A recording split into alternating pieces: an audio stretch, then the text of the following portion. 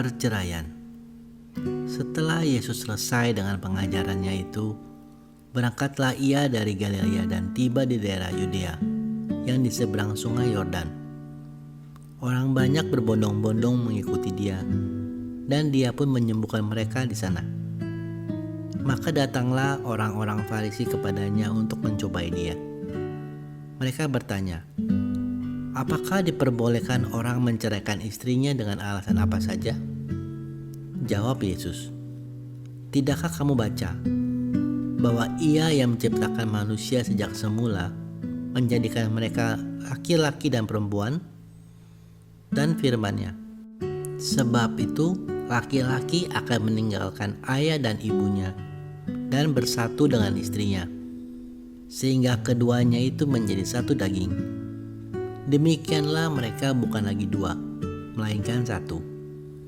Karena itu, apa yang telah dipersatukan Allah tidak boleh diceraikan manusia." Kata mereka kepadanya, "Jika demikian, apakah sebabnya Musa memerintahkan untuk memberikan surat cerai jika orang menceraikan istrinya?" Kata Yesus kepada mereka, "Karena ketegaran hatimu, Musa mengizinkan kamu menceraikan istrimu. Tetapi sejak semula tidaklah demikian.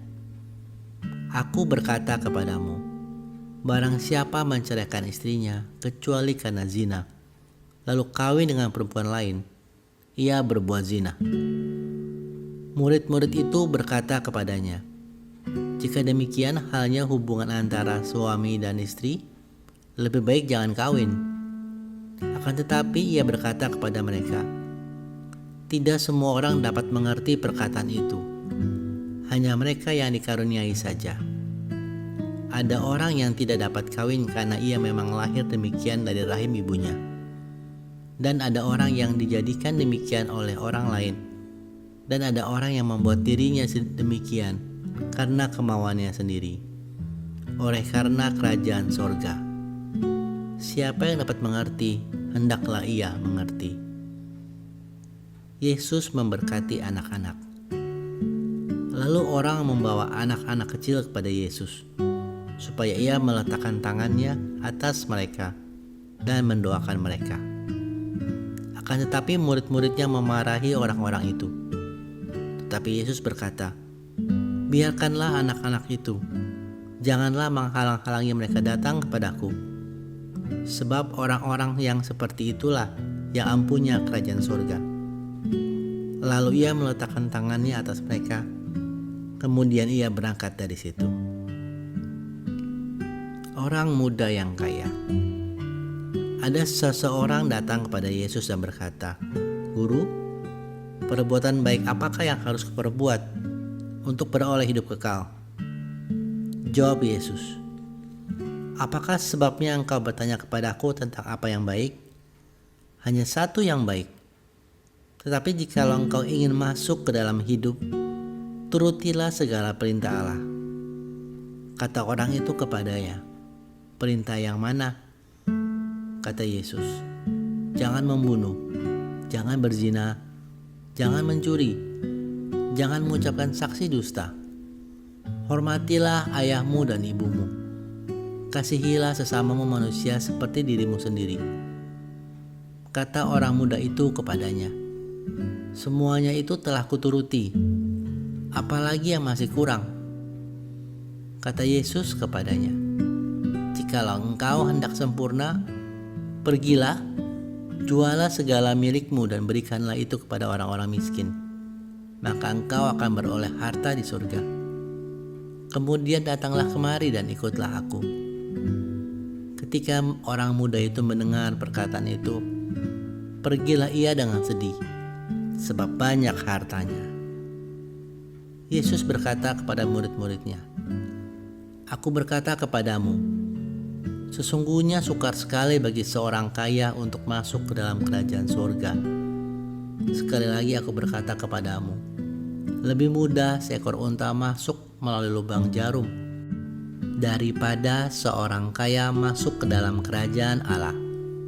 Ketika murid-murid mendengar itu, sangat gemparlah mereka dan berkata, "Jika demikian, Siapakah yang dapat diselamatkan? Yesus memandang mereka yang berkata, bagi manusia hal itu tidak mungkin, tetapi bagi Allah segala sesuatu mungkin. Upah mengikut Yesus. Lalu Petrus menjawab dan berkata kepada Yesus, kami ini telah meninggalkan segala sesuatu dan mengikut Engkau. Jadi apakah yang akan kami peroleh? Kata Yesus kepada mereka, aku berkata kepadamu, sesungguhnya pada waktu penciptaan kembali, apabila Anak Manusia bersemayam di takhta kemuliaannya, kamu yang telah mengikut aku akan duduk juga di atas 12 takhta untuk menghakimi kedua belas suku Israel. Dan setiap orang yang karena namaku meninggalkan rumahnya, saudaranya laki-laki atau saudaranya perempuan, bapa atau ibunya, anak-anak atau ladangnya, akan menerima kembali 100 kali lipat dan akan memperoleh hidup yang kekal. Tetapi banyak orang yang terdahulu akan menjadi yang terakhir, dan yang terakhir akan menjadi yang terdahulu. Perumpamaan tentang orang-orang upahan di kebun anggur. Adapun hal kerajaan surga sama seperti seorang tuan tanah yang pagi-pagi benar keluar mencari pekerja-pekerja untuk kebun anggurnya. Setelah ia sepakat dengan pekerja-pekerja itu mengenai upah sedinar sehari, ia menyuruh mereka ke kebun anggurnya. Kira-kira pukul 9 pagi, ia keluar pula dan dilihatnya ada lagi orang-orang lain yang menganggur di pasar. Katanya kepada mereka, pergi jugalah kamu ke kebun anggurku, dan apa yang pantas akan kuberikan kepadamu. Dan mereka pun pergi. Kira-kira pukul 12 dan pukul 3 petang, ia keluar pula dan melakukan sama seperti tadi. Kira-kira pukul 5 petang, ia keluar lagi dan mendapati orang-orang lain pula. Lalu katanya kepada mereka, mengapa kamu menganggur saja di sini sepanjang hari? Kata mereka kepadanya, karena tidak ada orang yang mengupah kami. Katanya kepada mereka, pergi jugalah kamu ke kebun anggurku.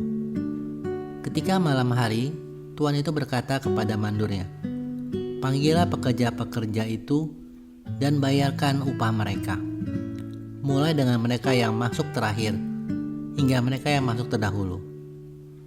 Maka datanglah mereka yang mulai bekerja kira-kira pukul 5, dan mereka menerima masing-masing 1 dinar. Kemudian datanglah mereka yang masuk terdahulu. Sangkanya akan mendapat lebih banyak, tetapi mereka pun menerima masing-masing 1 dinar juga.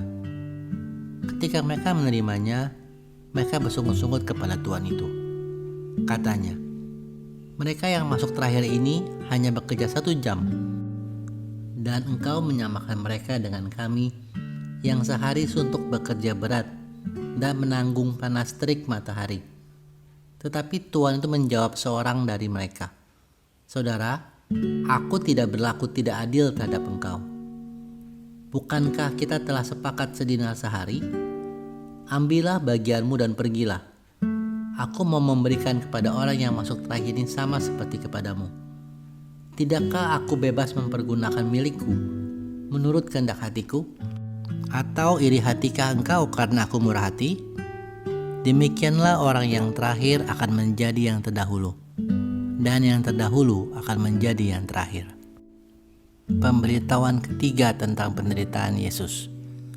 Ketika Yesus akan pergi ke Yerusalem, ia memanggil ke-12 muridnya tersendiri dan berkata kepada mereka di tengah jalan, sekarang kita pergi ke Yerusalem, dan Anak Manusia akan diserahkan kepada imam-imam kepala dan ahli-ahli Taurat, dan mereka akan menjatuhi dia hukuman mati, dan mereka akan menyerahkan dia kepada bangsa-bangsa yang tidak mengenal Allah, supaya ia diolok-olokkan, disesah, dan disalibkan, dan pada hari ketiga ia akan dibangkitkan. Permintaan ibu Yakobus dan Yohanes bukan memerintah, melainkan melayani. Maka datanglah ibu anak-anak Zebedeus serta anak-anaknya itu kepada Yesus, lalu sujud di hadapannya untuk meminta sesuatu kepadanya. Kata Yesus, "Apa yang kau kehendaki?" Jawabnya, "Berilah perintah supaya kedua anakku ini boleh duduk kelak di dalam kerajaanmu, yang seorang di sebelah kananmu dan yang seorang lagi di sebelah kirimu."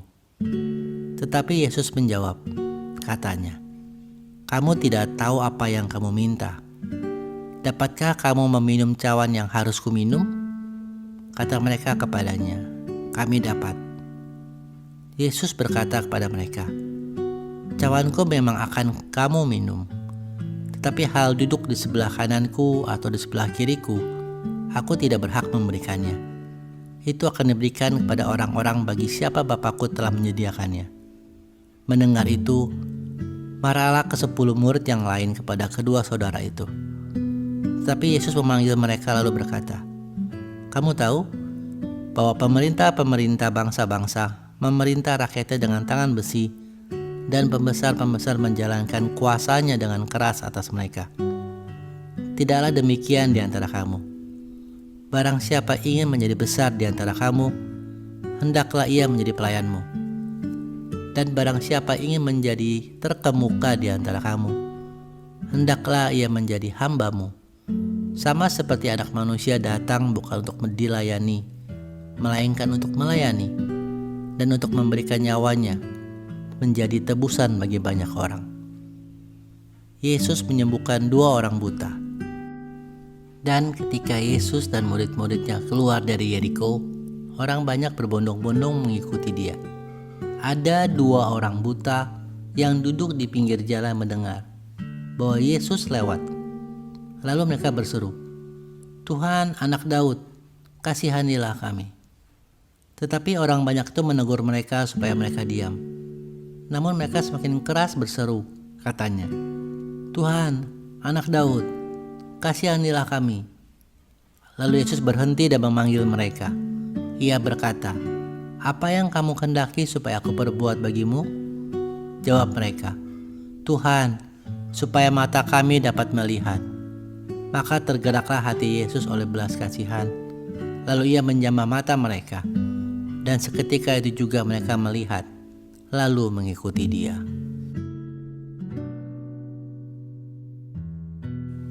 Yesus dielu-elukan di Yerusalem.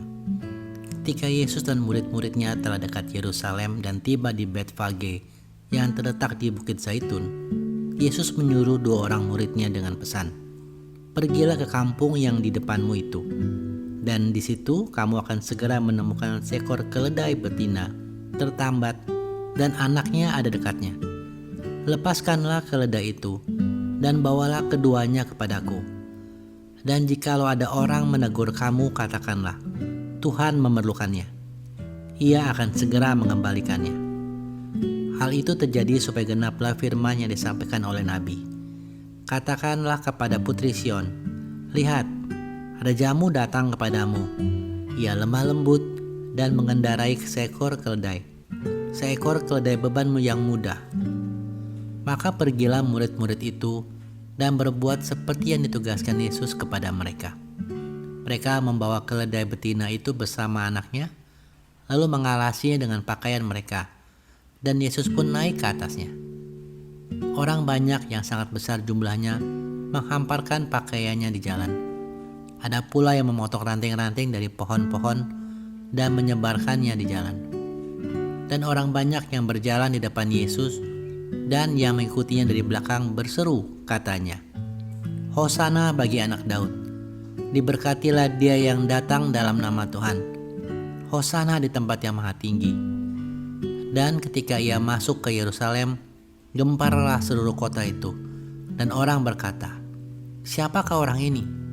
Dan banyak orang itu menyahut, "Inilah Nabi Yesus dari Nazaret di Galilea." Yesus menyucikan bait Allah. Lalu Yesus masuk ke bait Allah dan mengusir semua orang yang berjual beli di halaman bait Allah. Ia membalikan meja-meja penukar uang dan bangku-bangku pedagang merpati, dan berkata kepada mereka, "Ada tertulis, Rumahku akan disebut rumah doa, tetapi kamu menjadikannya sarang penyamun. Maka datanglah orang-orang buta dan orang-orang timpang kepadanya dalam bait Allah itu, dan mereka disembuhkannya.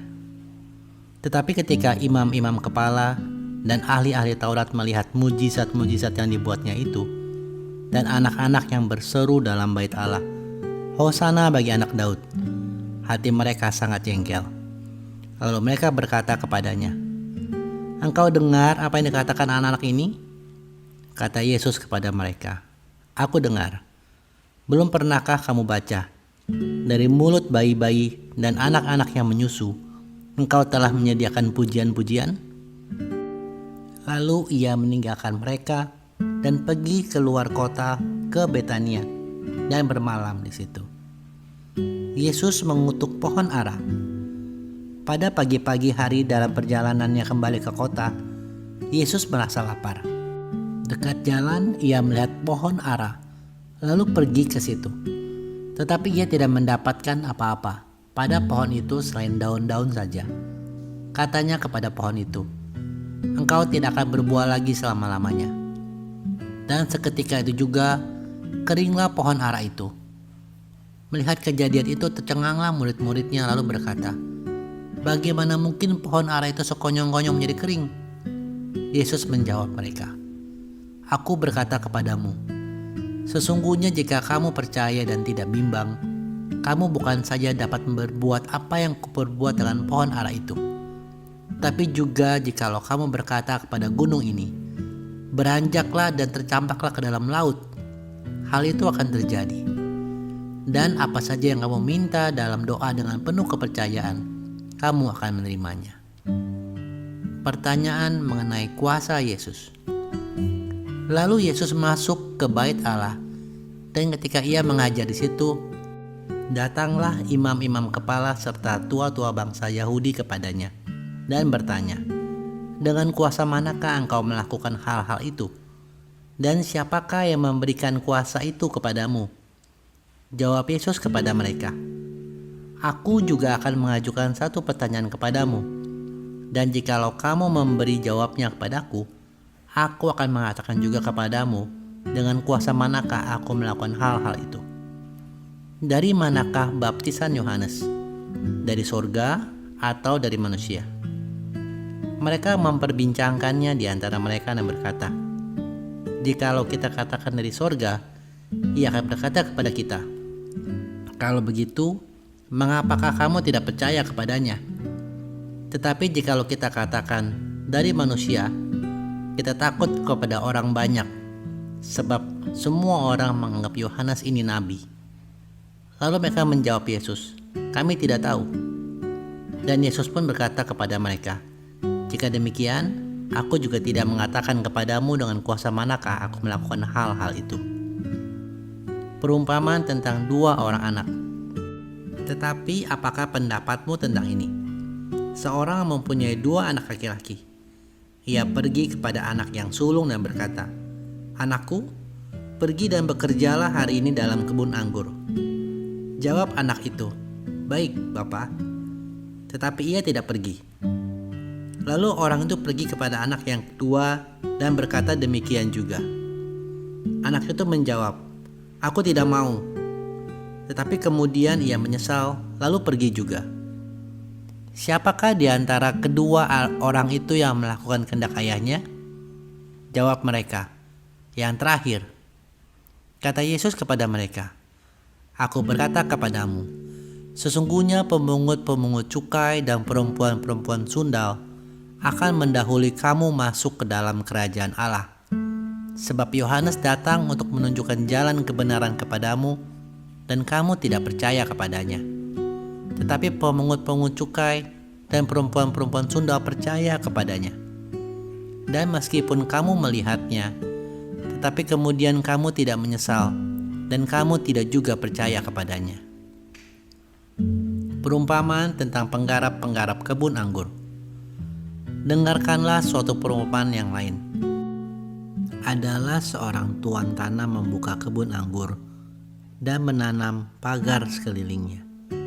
Ia menggali lubang tempat memeras anggur, dan mendirikan menara jaga di dalam kebun itu.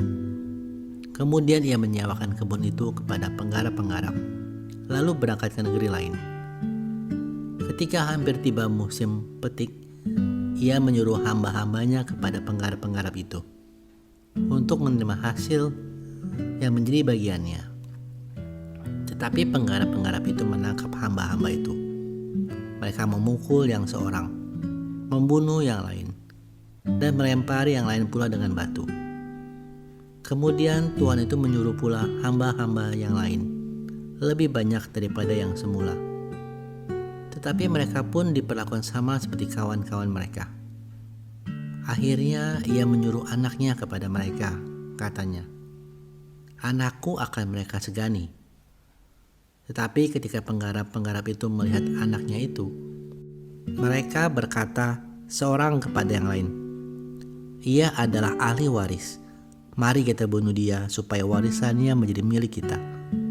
Mereka menangkapnya dan melemparkannya keluar kebun anggur itu, lalu membunuhnya. Maka apabila tuan kebun anggur itu datang, apakah yang akan dilakukannya dengan penggarap-penggarap itu? Kata mereka kepadanya, "Ia akan membinasakan orang-orang jahat itu, dan kebun anggurnya akan disewakannya kepada penggarap-penggarap lain yang akan menyerahkan hasilnya kepadanya pada waktunya." Kata Yesus kepada mereka, "Belum pernahkah kamu baca dalam kitab suci, batu yang dibuang oleh tukang-tukang bangunan telah menjadi batu penjuru?